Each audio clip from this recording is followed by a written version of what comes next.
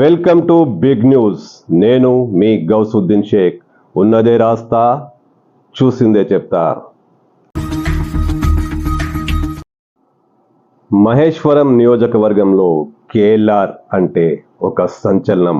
ఆయన రోజుకో సంచలనం క్రియేట్ చేస్తుంటారు, రోజుకో కొత్తదనం చూపిస్తుంటారు.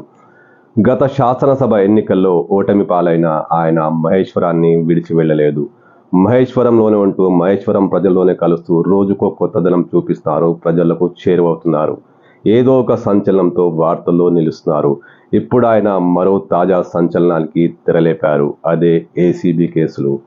మహేశ్వరంలో అధికార కార్యాలయాలన్నీ అవినీతిమయంగా మారాయని, అధికారుల్లో అంత అవినీతి కంపు కొడుతుందని, వీరందరినీ తరిమి కొట్టాలంటే, వీరి పని పట్టాలంటే వీరిపై ఏసీబీ దాడులు చేయించాల్సిందేనంటూ కేఎల్ఆర్ పంతం పడుతున్నారు. మహేశ్వరంలో అవినీతి అంతమే తన పంతం అంటూ ఆయన ఘంటాపథంగా చెప్తున్నారు. అంటే ఏం చేయబోతున్నారు? ఏసీబీ దాడులు ముమ్మరంగా కొనసాగబోతున్నాయా? అసలు దీనికి ఉన్న ప్లాన్ ఏంటి? కేఎల్ఆర్ మాస్టర్ ప్లాన్ ఏంటి?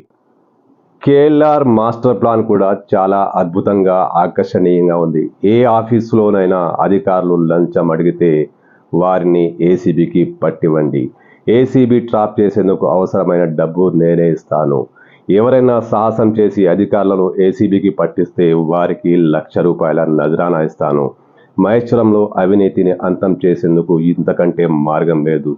ప్రజలెవరూ భయపడాల్సిన అవసరం లేదు. ఏసీబీకి పట్టివ్వండి అవినీతి అధికారులను పట్టిస్తే ఖచ్చితంగా తన వంతుగా, తన ట్రస్ట్ వంతుగా ₹1,00,000 ఆర్థిక సహాయం బహుమానంగా ఇస్తానంటూ కేఎల్ఆర్ ఒక ప్రకటన విడుదల చేశారు. అవినీతి పరులు డబ్బులు అడిగితే నేనే ఆ డబ్బులు ఇస్తా, మీరు ఆ డబ్బులు ఇచ్చి నాకు చెప్పండి, వాళ్ళను ఏసీబీ అధికారులకు పట్టిస్తా.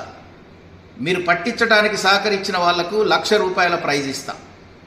కేఎల్ఆర్ ట్రస్ట్ ద్వారా అవినీతి అంతమే నా పంతం.